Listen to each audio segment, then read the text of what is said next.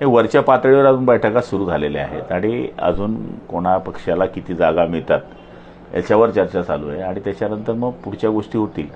पण तरीसुद्धा जिल्ह्यामधल्या कार्यकर्त्यांच्या मार्फत प्रत्येक पक्ष आपल्या आपल्या कार्यकर्त्यांकरता उमेदवारी मागण्याचा प्रयत्न करतो आहे. पण अजून जोपर्यंत महायुतीचे नेते आदरणीय देवेंद्रजी असतील, शिंदेसाहेब असतील किंवा सुनित्राताई असतील यांच्या कोर्टात हा चेंडू आहे, त्यामुळे त्यांच्या निर्णयावर सगळ्या गोष्टी अवलंबून आहेत.